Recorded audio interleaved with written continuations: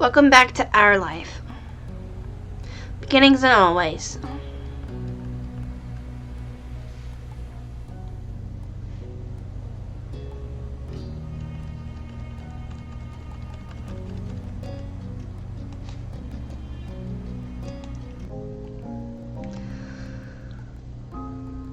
Shiloh, get out your phone. What? Why? Wait, what? Cove gave a long, suffering sigh. Come on, Shiloh. We'll just talk to them. Say that we're your friends from out of town. The worst that could happen is nothing changes. But once they have more chances to talk to you, I know they'll be convinced to be better friends. It's going to turn out okay. Shiloh stalled to answer, but his hand was already hovering over one of the pockets of his pants. All right, we can talk. Yes. Liz clenched a hand into a fist, cheering as Shiloh officially reached into the pocket and pulled out his phone.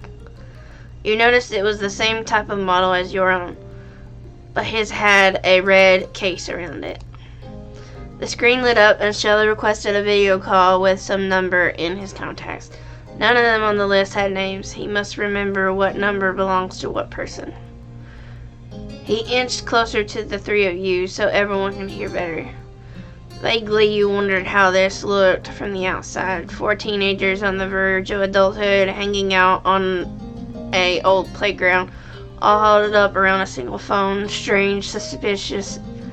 The ringing of the phone broke you out of your musings. You kept your eyes on it, your heart beating at the end of each dial tone, thinking, could this be it, only to have another startup.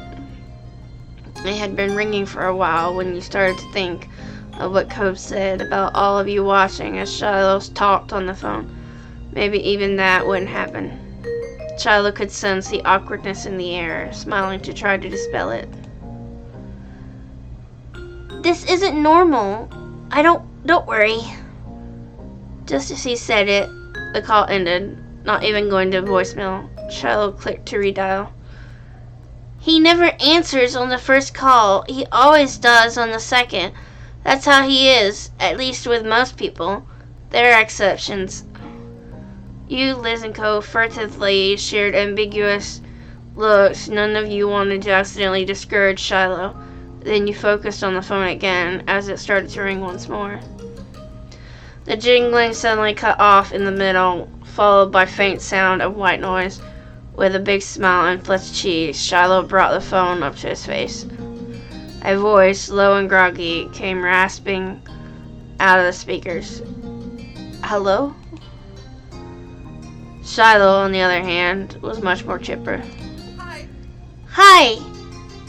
I'm visiting a town I used to live in when I was little, and I wanted to introduce my group mate to the people I knew back then. Some of them have already met Nate.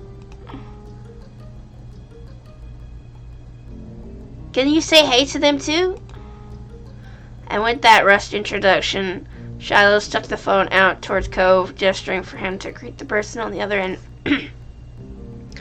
Although Cove hadn't been on board in the beginning, the only indication of that now was the lopsided tilt of his smile.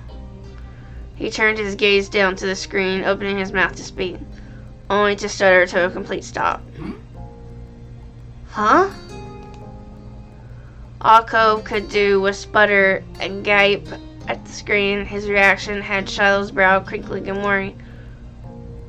What? Shiloh's group mate didn't sound particularly impressed with how this conversation was going so far. Shiloh frowned, retracting his arm away from Cove. As he did so, the screen tilted towards you, and you caught a glimpse of what was on the screen. Light green hair, sharp orange eyes, shadow with bags, and icy pale skin, all tied together to make up the scowling face of a person who clearly had no desire to be here. You had no idea what was going on. You knew him.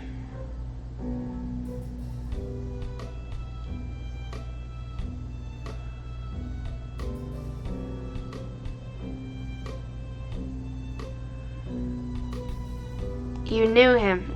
Oh no! A flood of memories arose, flashes of that one summer years ago at this very same park, you holding onto an arrangement of fruit, Derek and Cove at your side, and that kid, mean as a tiny chihuahua, snapping at everyone who dared to come close. Are you Jeremy? The bowl-cut kid? You screamed. Quick, hang up the phone. Wow, you're a lot better looking now. You stared in shock. Are you Jeremy? Yeah. His reply was palpably disinterested. How did you know his name was Jeremy? You didn't tell them. You didn't tell them? No, I only called you somebody from my group at school. Jeremy regarded you cautiously for the first time, giving the situation a little of his focus. Cove bristled, sucking in a long, deep, dramatic breath. Oh my god. Oh my god! And all at once, he started shouting, and not just with his voice. He waved his arms around, gesturing wildly with his hands as he repeatedly yelled, "Oh my god," with all sorts of inflections. Oh my god. Oh my god. At these antics, Jeremy gave a short huff of a sigh through his teeth, the sound teeny over the phone speakers.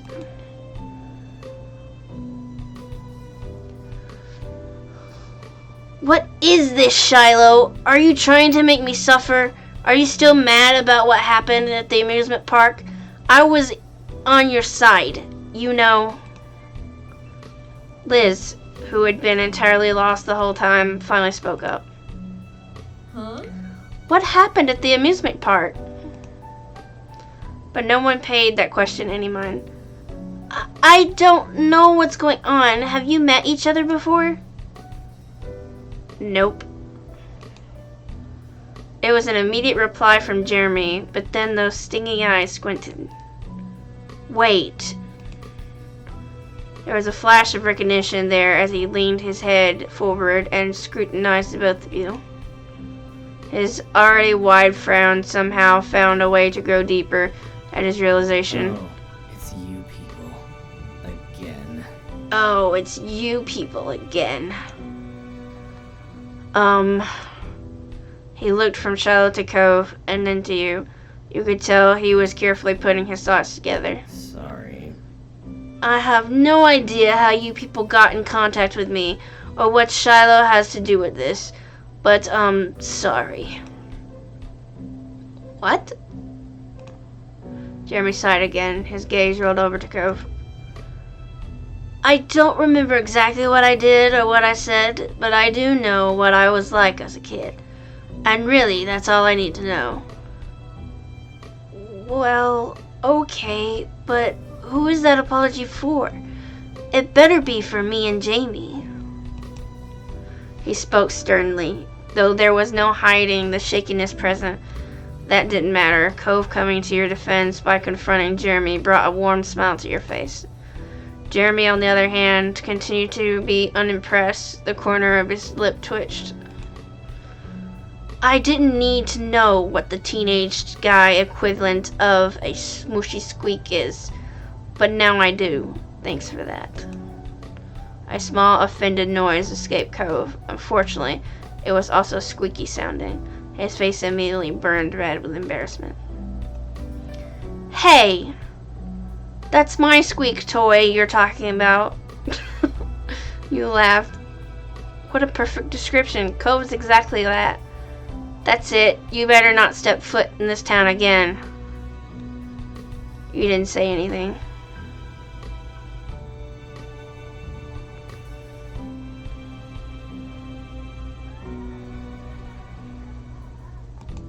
Hey! Taking a small step forward, your hands instinctively curled into fists. You couldn't believe at the first chance he got, Jeremy insulted Cove again. Glancing at Cove to silently ask, "Can you believe this?" You noticed a tiny smile on his face. You're offensive on his behalf.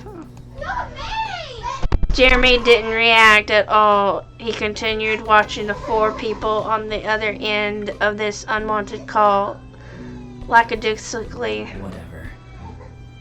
The apology is for whoever. Hang on. I need to close my door.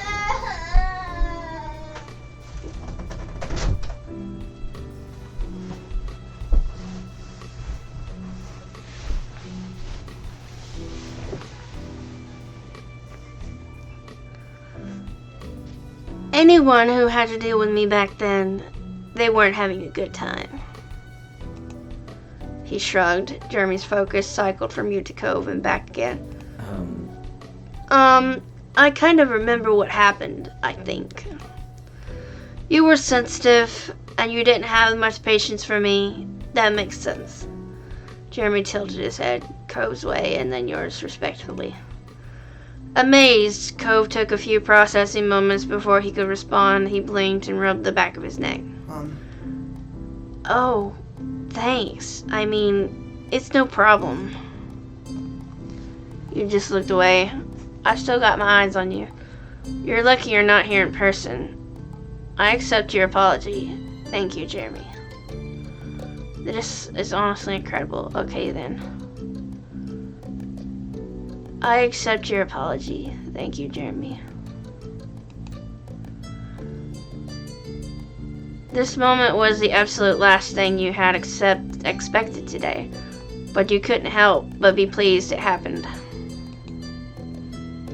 Whatever. Following Cove's eye, you watched it dart from Shiloh to Jeremy. You openly wondered what had happened to Jeremy over these past few years. So you're nice now? Nope. Nope.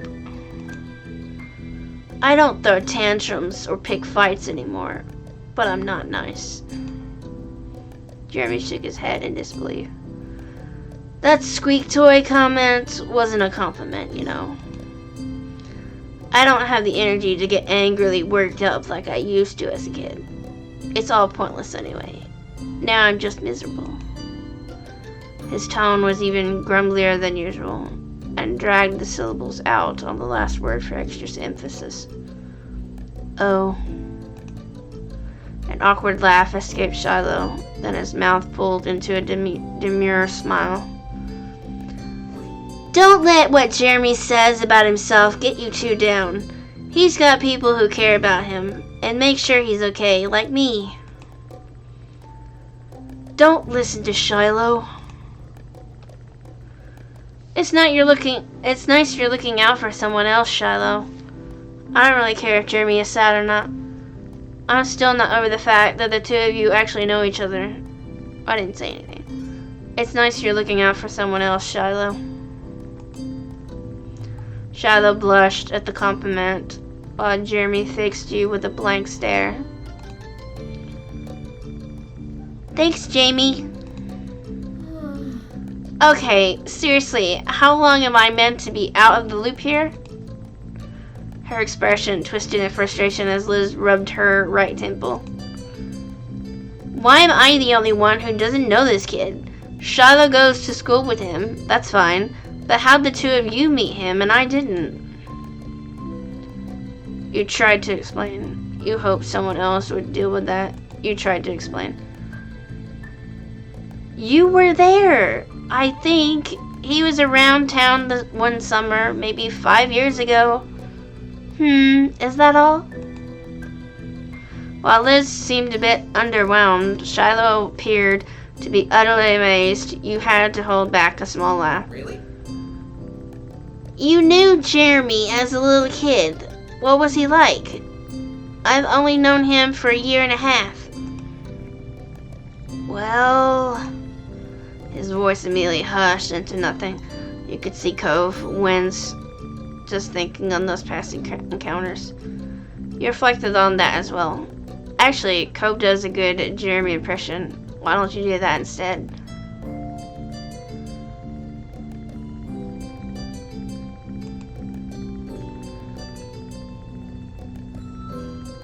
Oh, you've got an impression of me, huh? Cove's body stiffened in fear. Jeremy leaned forward just a bit. Sure. Go ahead. Do it. Jeremy spoke dispassionately, but it somehow still felt like a dare. Yeah, that'd be great. Cove shifted nervously on his feet and took a deep breath in and out to calm himself. Okay, I can do it. Yay! Amused, you watched as Cove closed his eyes and recalled the memory, his brows furrowed and his mouth pulled into a harsh frown. Everyone is so dumb. There's not a single good thing in this world, and every bad thing that happens is targeted me personally. I hate people, and phone calls are stupid. Why does anyone have to talk to me? Bravo. It's like I've gone back in time. You laughed. Going on vacation is torture.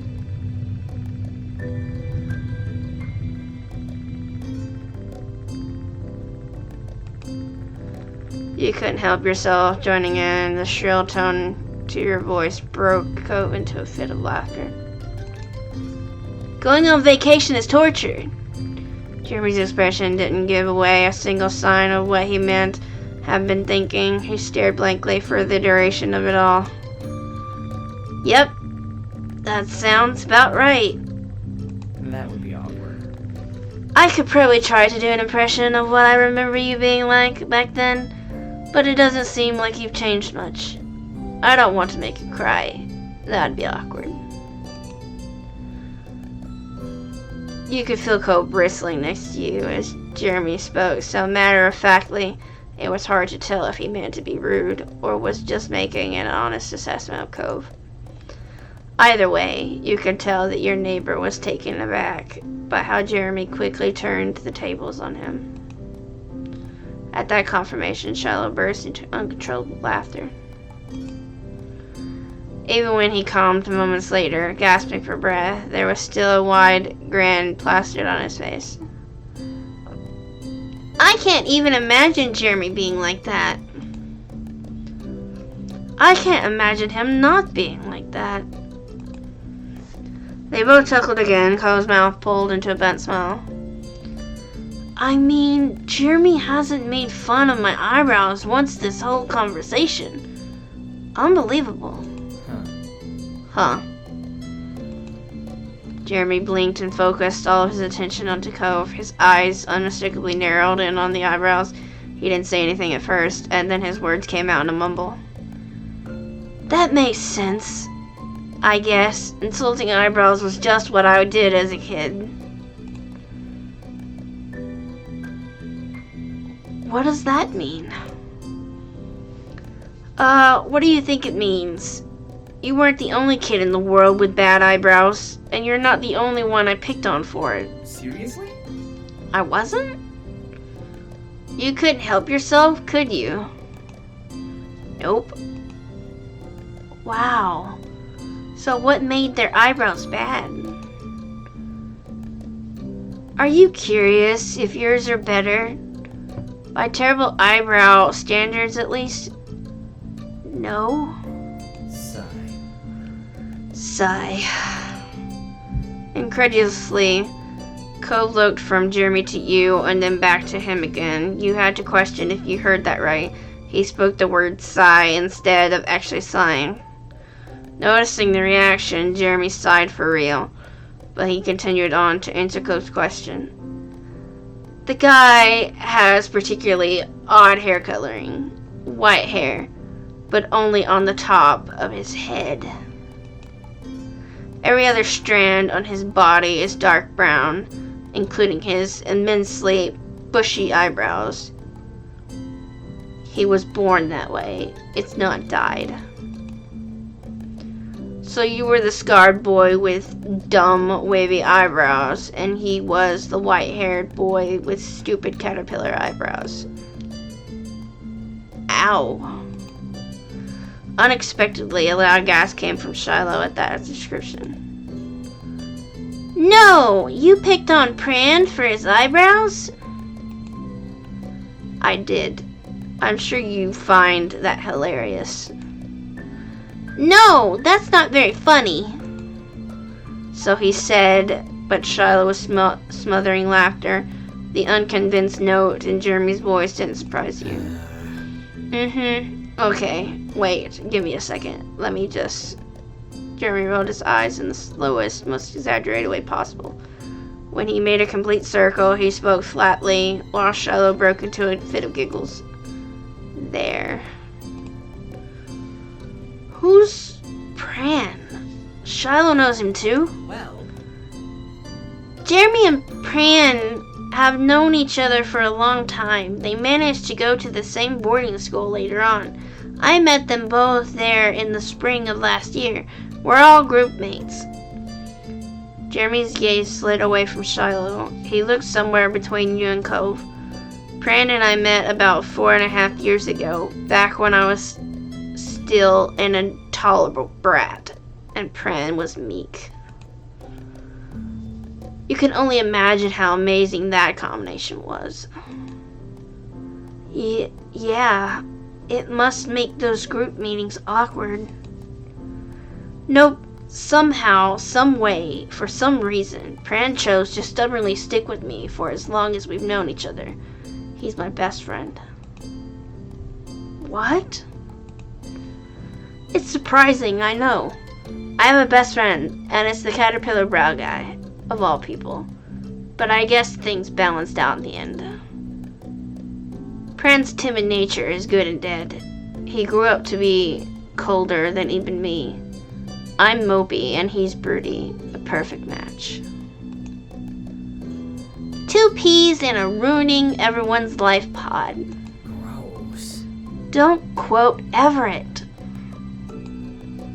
Cove whined after Jeremy snapped his last remark. Now who's Everett? You don't want to know. Yeah, you don't want to know. Shiloh hummed and he watched his 3 old friends with an amused smile. He was having fun. Before you could say anything, Jeremy continued. Everett is also a part of the group, unfortunately. But he chose not to elaborate further than that. Liz sighed this time. You could feel her frustration. You couldn't blame her for that. She hadn't been able to participate much at all. She didn't know Jeremy then, so there was no basis for reminiscing now, and there was a 10-year gap in her history with Shiloh. The whole situation struck an old chord with you. 2 boys that you knew separately came to know each other, and now they know each other much better than they know any of you. Shiloh was almost a stranger. You shrugged the feeling off. You didn't know how to feel. You were on the same page as Liz. You felt down. You were glad things seemed to be going alright. You felt annoyed by how things unfolded. You were glad things seemed to be going alright. Jeremy hadn't left the call, and you were learning bits and pieces about Shiloh's new world outside of Sunset Bird. You were taking both as little wins. Turning to the 3 of you, Shiloh smiled apologetically. You wondered if he was picking up on how in the dark Cove and Liz were feeling. He was perceptive when he wanted to be. Hey, is there anything you want to hear about Jeremy? I can tell you all about him.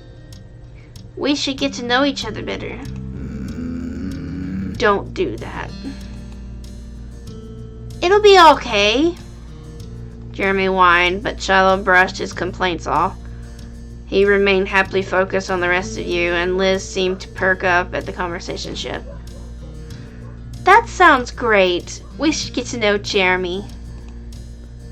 So, who wants to go first? Despite being eager, it was obvious that Liz didn't have any ideas herself. Jeremy let out a very long sigh. When's his birthday? What's his full name? Can I get his number? What are his parents like? Does he have any siblings?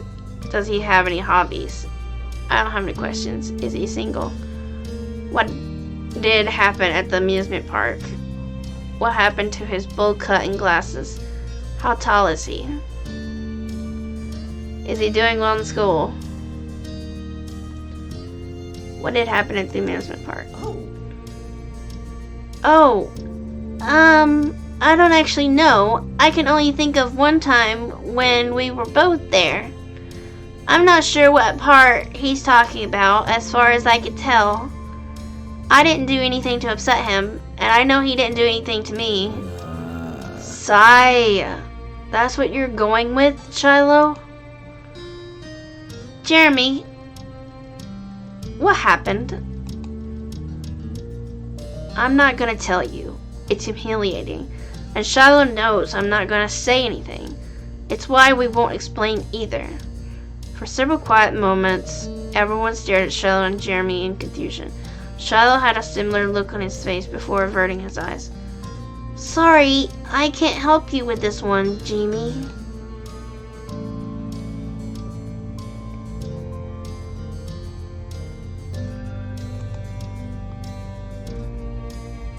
Jeremy Marion King.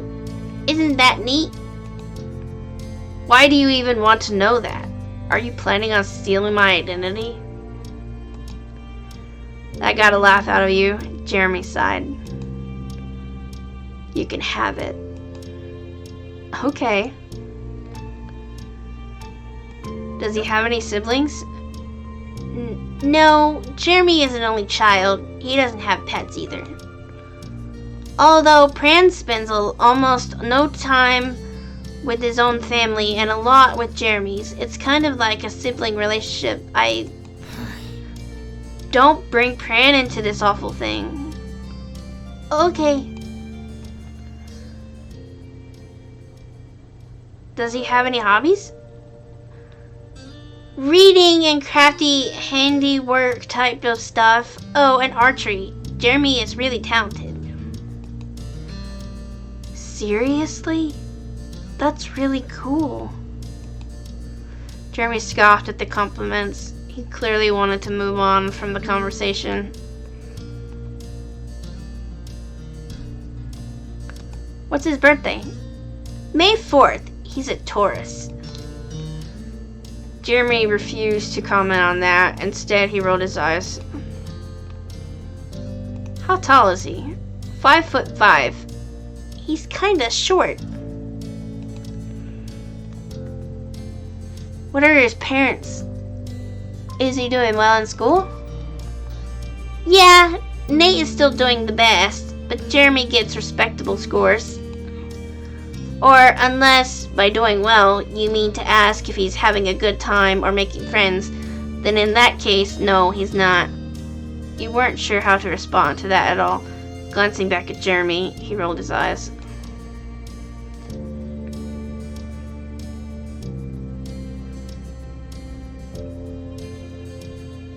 What are his parents like? They're nice and optimistic. They work really hard, but they can be smothering, sort of, and usually embarrass Jeremy. Jeremy seemed unenthused by Shiloh's answer. What happened to his bowl cut and glasses? He had a bowl cut? That sent Shiloh into a fit of laughter, while Jeremy shook his head disapprovingly.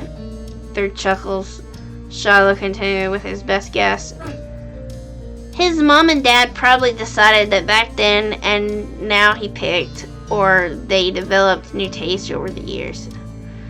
As for his glasses, Jeremy wears contacts at school and when he's out and about, but he still wears glasses when he's home or working part-time at his parents' hobby shop.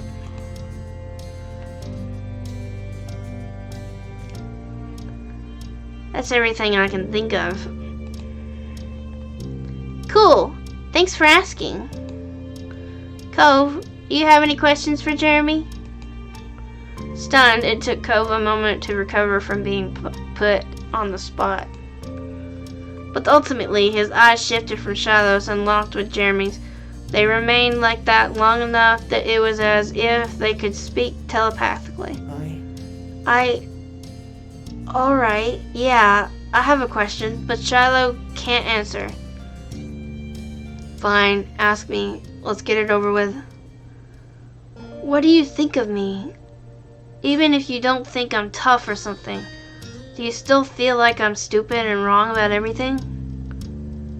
A crack formed in Jeremy's lackadaisical expression. His barely open eyes lifted a little more, but he still spoke flatly.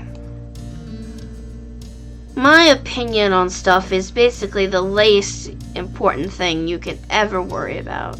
It's pointless. Well, I'm still asking, so... Cove, right? That's your name? Cove nodded. There was a tint of pink in his cheeks as he bashfully rubbed his arm. Okay. Okay, Cove. You seem like a guy who cares a lot about things that don't matter. It sounds pretty dumb to me. I outgrew that years ago. And being as soft as you act, it isn't something that I would ever do, basically. But, you know what the absolute dumbest thing really is? Cove shook his head with creased brows. He then leaned forward just a bit, like he couldn't risk not hearing what revelation Jeremy was going to bestow upon him. Making yourself miserable if you don't have to be. Oh? If you and the rest of the people here have a way to enjoy existence, then you should go ahead and do that. Stay gentle and happy, dumb eyebrow guy. You have my approval, if that's what you wanted. You have my approval, if that's what you wanted. I hope you all have wonderful lives and suffer as little as possible. Wow.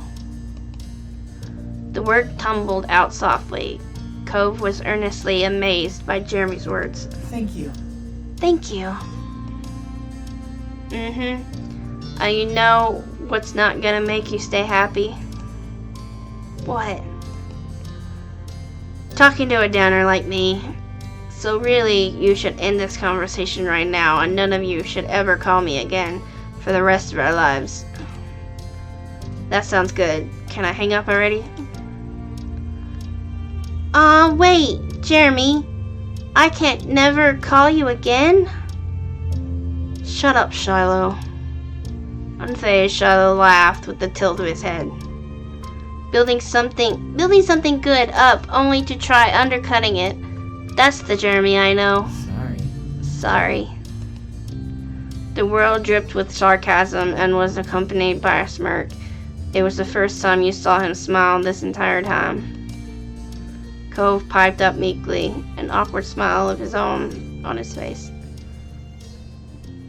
Maybe my opinion is totally skewed because I'm comparing things now to how Jeremy used to be, but I mean, you don't seem that bad.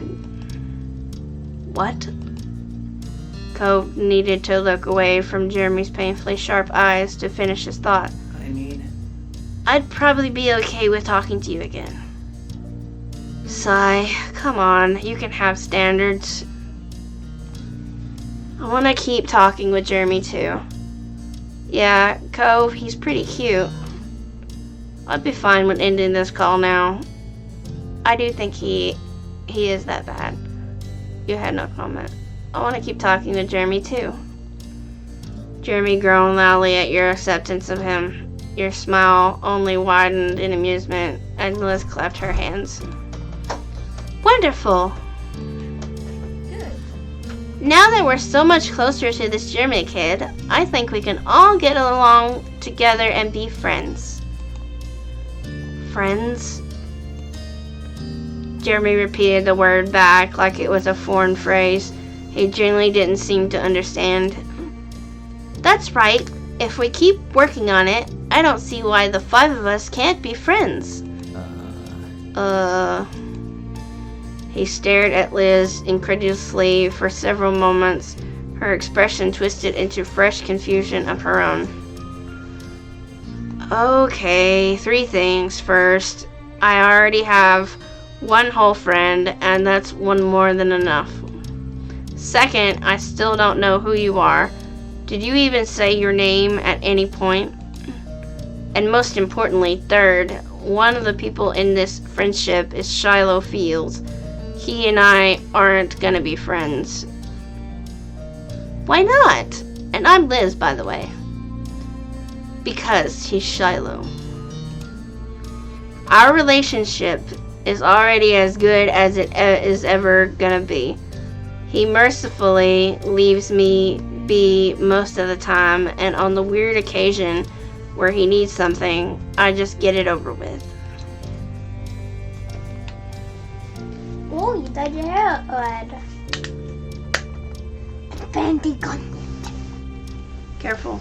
Then he goes away again, and I have a modicum of peace.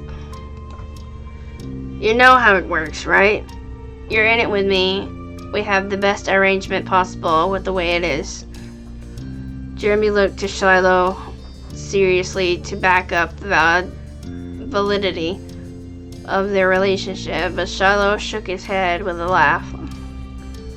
I don't try to hang around too much, but that's because you're shy. You're the only one who thinks that setup is actually a good idea. Sorry.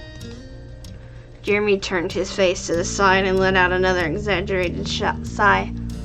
Cove and Liz both joined on Shiloh's mirth. Jeremy got no support. Sigh. Of course you'd say that. Why did I even bother? That's Shiloh's famous memory for you. Liz's chuckling stopped. Wait, what does that mean? Shiloh's famous memory? What? Whatever. Basically, Shiloh annoyingly remembers everything that happens for all of eternity. At least until some piece of info he has isn't helpful anymore, or he's got explaining to do. Then magically, all of a sudden, he doesn't know anything about it. His boldly inconsistent recollection of situations is pretty much a running joke. It's Shiloh's stick. One of them, anyway. A scowl dug into Liz's face as Jeremy spoke. Cove lost his smile. Seeing her reaction, Shiloh remained silent, with his big, childlike eyes locked on your sister. Jeremy began to shrink away from the screen at the changing atmosphere. He broke eye contact with everyone. I'm guessing he didn't mention that. No. No, he didn't. And he said he forgot something to you. I do recall him saying a little thing like that. Sorry. But, well, apparently you had the pleasure of meeting Nate. You know me. And I talked a bit about Pran and, Everett, too. We're all in that unbearable group, and we're all unbearable people. What an amazing coincidence, huh?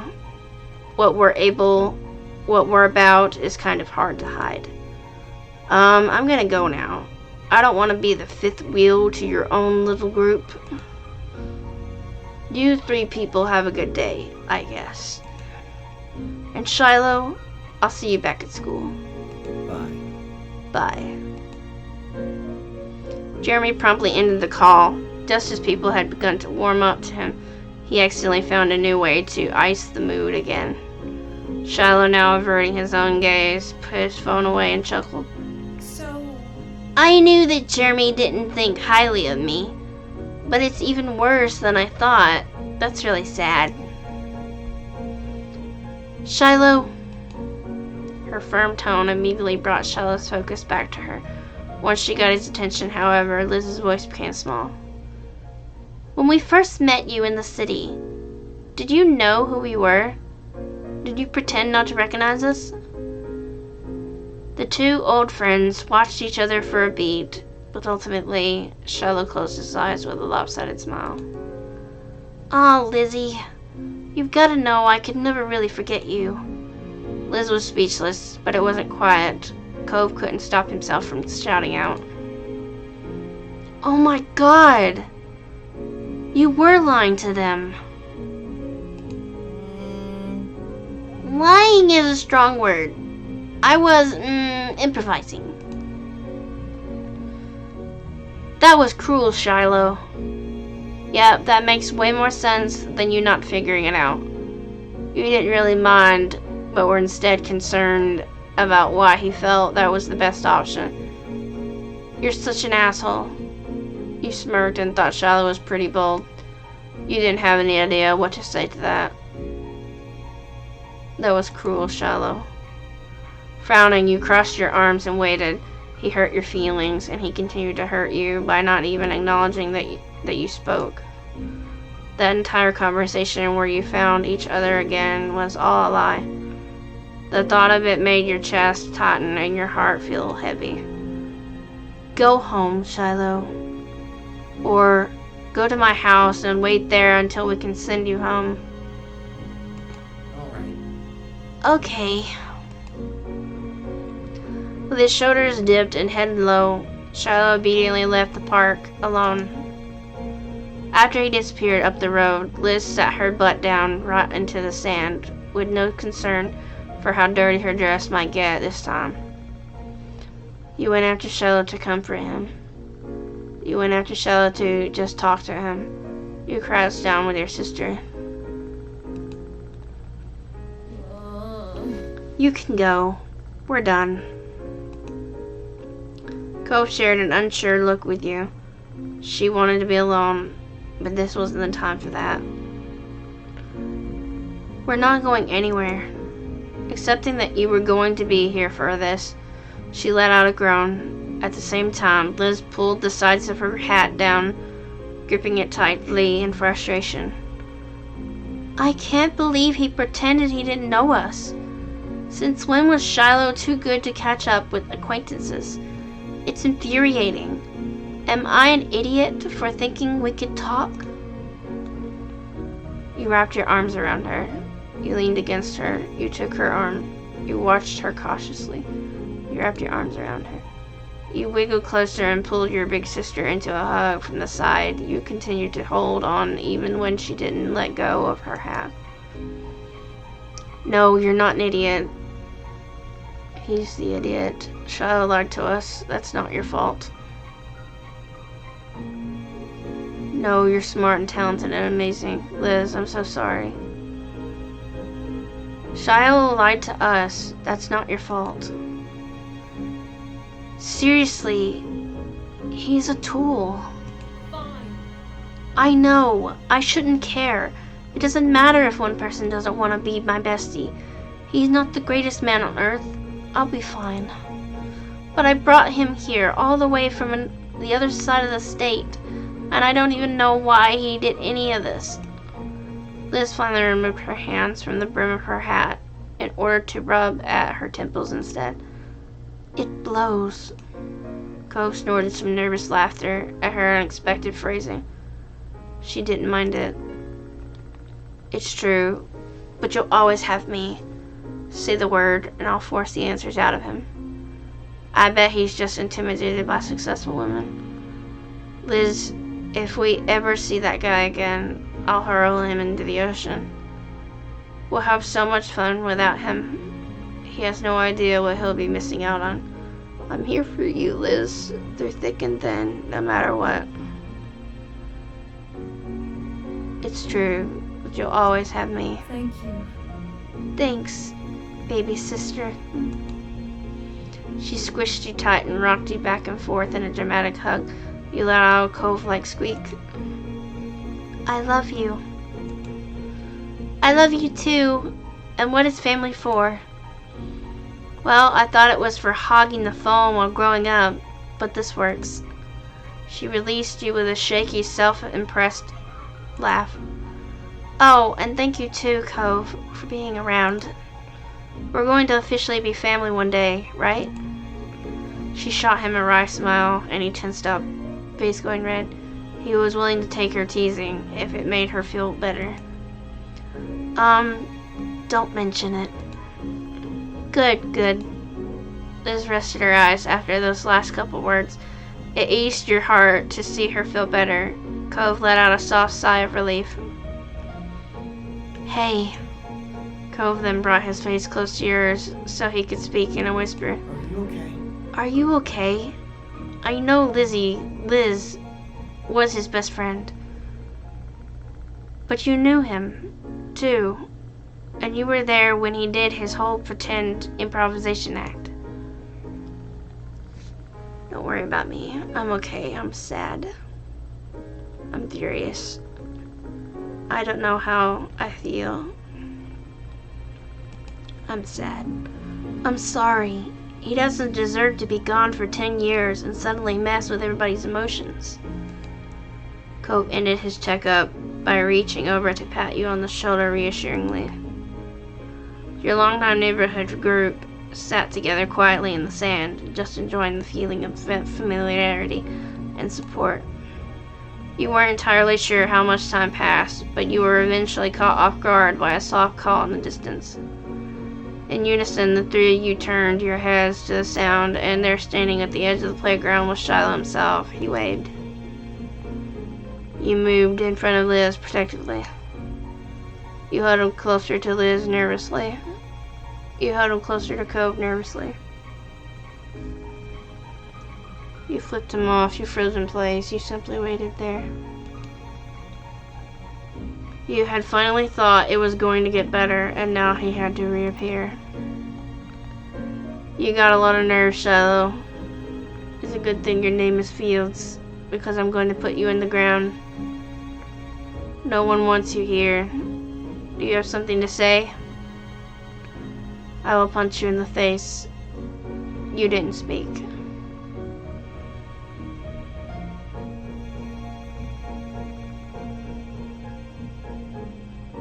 You got a lot of nerve, Shiloh. You meant every word of that. What's that? I couldn't hear you from over there. But don't get up on my account. I'll come to you. No. You knew he heard what you said. Shiloh approached with easy strides as if he had been welcomed. You were floored with how much confidence or shamelessness the boy was apparently capable of now. Liz turned her face and refused to acknowledge what was happening. She might have been trying to think happy thoughts and wish Shiloh's presence was away. Unfortunately, it didn't work. When Shiloh arrived, he popped down into the sand with the rest of you. His legs folded crisscross. Hi. Hi! Leave. Seriously, get lost. I will, in just a minute. What do you want now?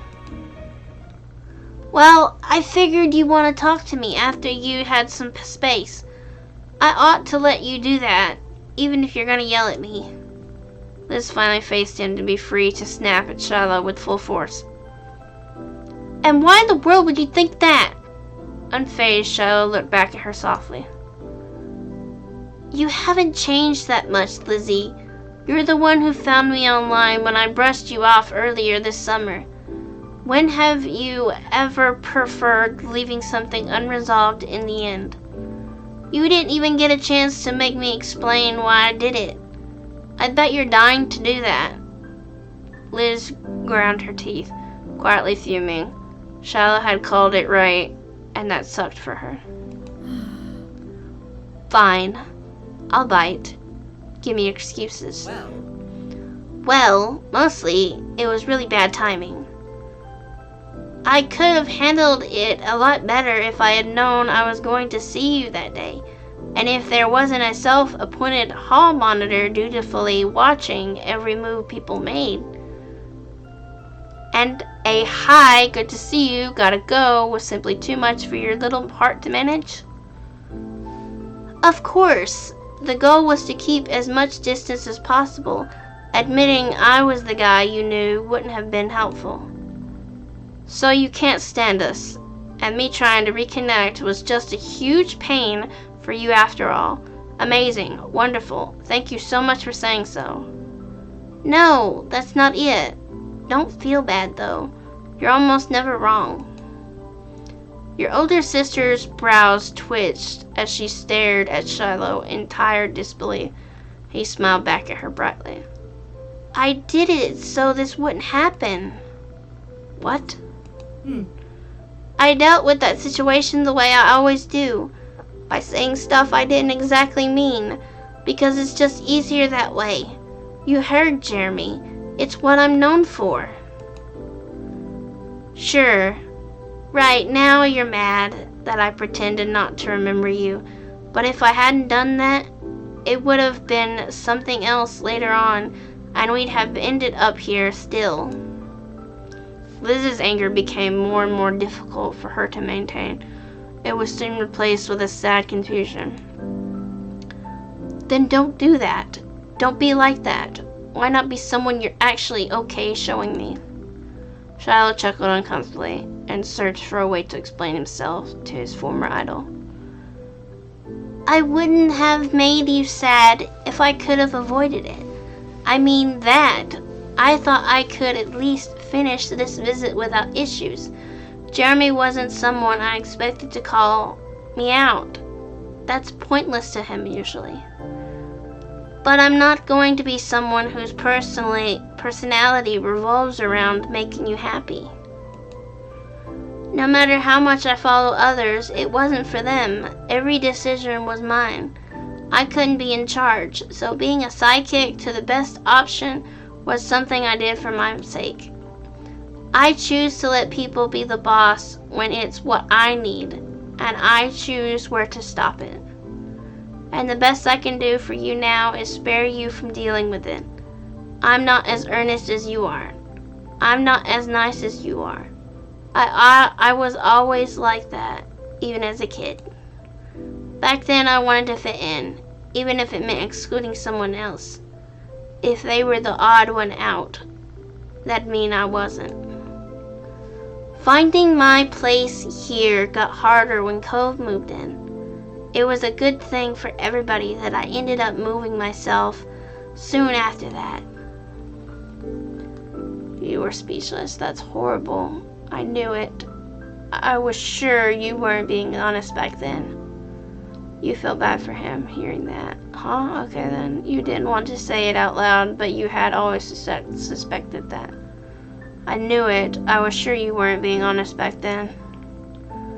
At least I'm admitting it now. I knew that's essentially how you were back then. You were a scaredy cat who wanted someone to defend you. Jeez. I'm simply imagined that in the past 10 years you grew out of that and learned how to speak to others. I don't know, an actual grown-up human being? Well, in my defense, I'm not an adult yet. I won't be 18 until later this year in October. October 30th. You remembered. So did you, punk. Shiloh chuckled self-consciously as Liz smirked at him. There was an affable moment before she became serious again. I liked you when we were kids. I wanted to know you now. That's what upset me the most. The idea that maybe you only wanted to be rid of your old friends. Aww. Aw, Lizzie, you're too good to need someone like me in your life. That's the truth. I'm not worth the effort. Except for with unusual people who have odd taste. Then she straightened up in the sand, brushing her dress back out. That's an incredibly annoying thing to say. It's insane. You've only changed in stupid ways and stayed the same for the rest. That's fair. Is it? It means maybe I have unusual tastes. You could have stuffed Shiloh's entire hat into his mouth with how wide he opened it. Really? Well, as much as Mother Hen being compelled to look out for their chick, no matter how useless they are, is unusual, I can't help it. You haven't changed that much after all either. You're still Shiloh. You're painfully still Shiloh. You're welcome. I brought you here, and I'm not gonna abandon you. It has to be someone's job to look out for and keep an eye on you. With her surety returning, she pulled herself up off the ground and glowered down at Shiloh with her arms folded. Now I do want an apology for everything done behind our backs when you could have opened with all of that you just said. You should have given us a real chance or stayed home. This stunt was rude. To me and Jamie and Cove too. As if bringing the baby chick comparison to life, Shiloh dutifully did as he was told. Sorry, Lizzie, Jamie, Cove, everyone. I didn't want to cause problems or ruin the day. And you don't have to accept that just 'cause I'm saying it. Not everybody needs to like everyone. Alright then. You were kind of mean sometimes when we were kids, but I wasn't very nice to you either. All this recent stuff isn't really something to make about me, so I'm not gonna hold on to it. I mean, as long as you're not gonna keep upsetting people from now on. Thanks, Cove. I'll avoid doing that in the future. He then changed his focus to you. His expression was curious. He wanted to know where your feelings landed on this, on him. Were you pretending to have a good time with us today? I'll accept your apology. I am not forgiving you. Don't even think about it. You couldn't give him a straight answer. You shouldn't forgive him. That's crazy. You gave him a faint smile, feeling sort of relieved. Were you pretending to have a good time with us today? No, it really was great to come back to the old neighborhood and see you three. I only guessed it would end badly, so I tried not to get into the situation in the first place. Jamie, do you want to stay for what's left of the evening? You don't have to. As you got to your feet, you thought about it. You did, and there was a reason for it. You didn't want to spend any more time with Shiloh. You did, and there was a reason for it. I still like Shiloh. If Liz is looking out for Shiloh, someone has to look out for her. I'm kind of interested to see what will happen next. I'll stick around. I just feel sorry for you, Shiloh. I want us to stay together. Well, it's not as if I was that surprised. I still like Shiloh. Despite everything he said and all the complicated feelings knowing him had brought you, you still couldn't bring yourself to hate him. His smile grew delicately. I want to be friends. Shiloh jumped to his feet, straightening his cap on the landing. Lynn would be so proud. You didn't all leave. Cove rose as well, but with a groan. Another group mate?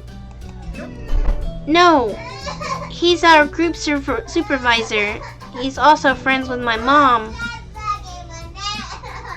And if you were still wondering, that group is for people who have difficult to deal with attitudes. Jeremy and Nate being in it makes a lot of sense, huh? Shiloh spoke simply and finished his thought with a breezy shrug. Liz sighed loudly, and then she smiled ruefully at him. Geez, Shiloh, you certainly made yourself other people's problems since leaving. Well,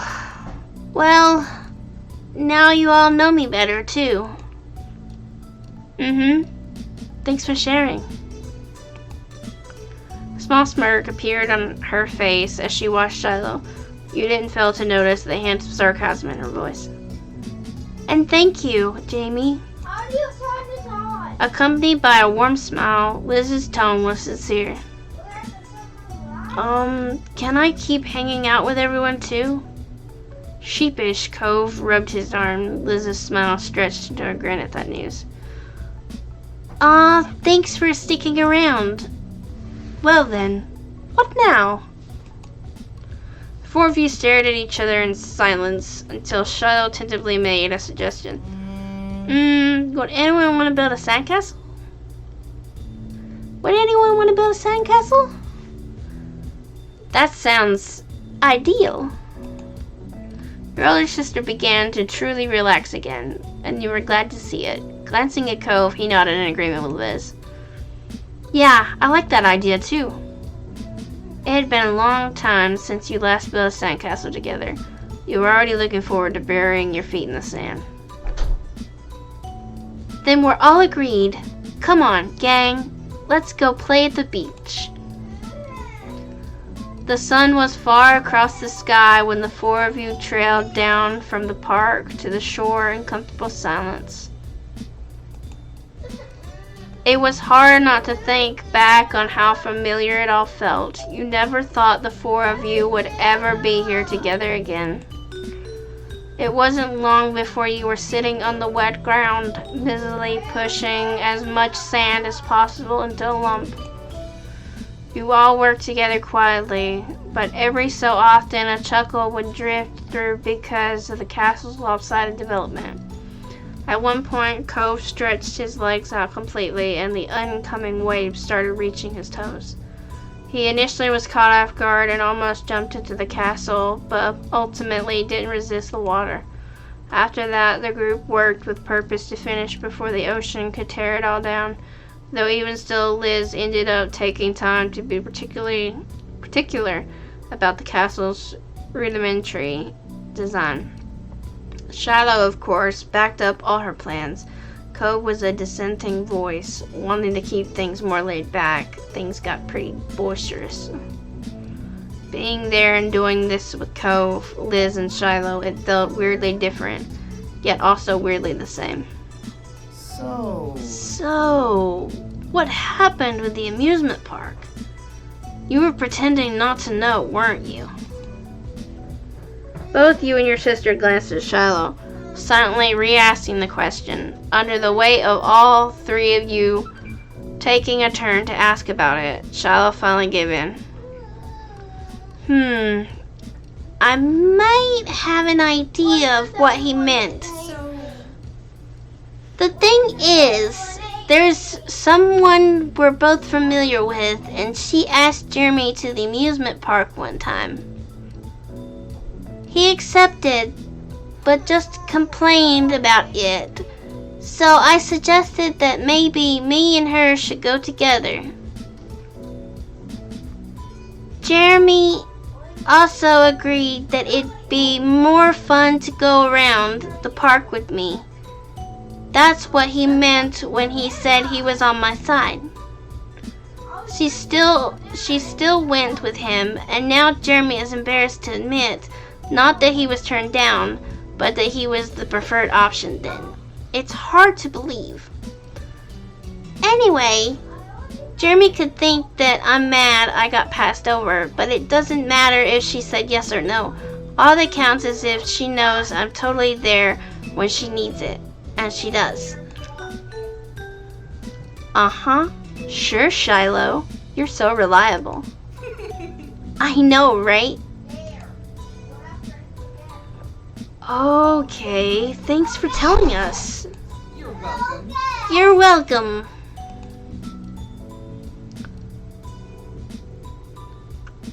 Sorry for the background noise. My nephew is pitching a fit.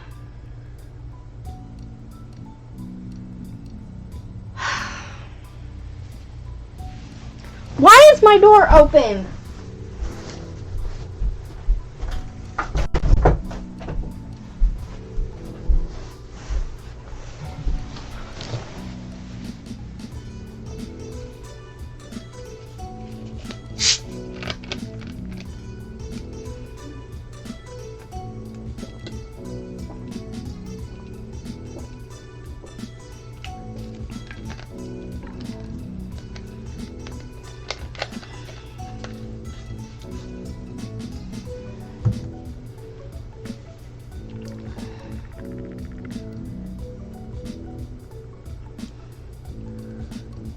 Smiling to yourself, you watched the three of them absorbed in the moment.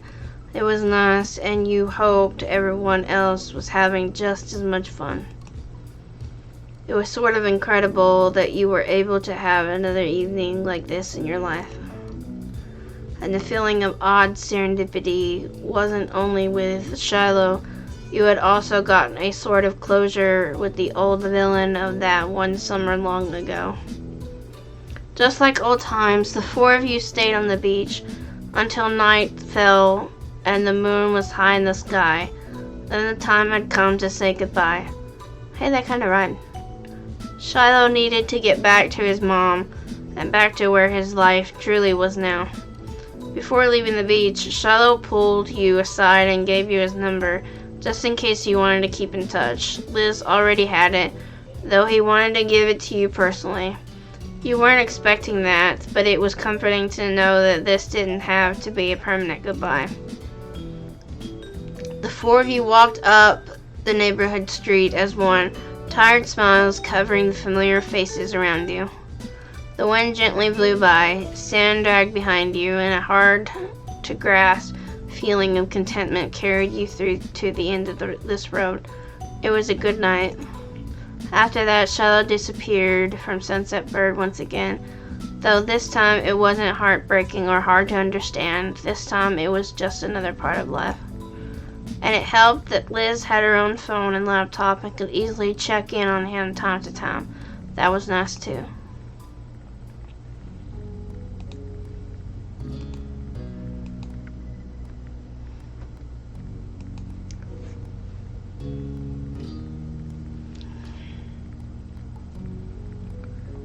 Thank you for joining me in our life. That'll be it for this episode. Bye-bye. Peace out.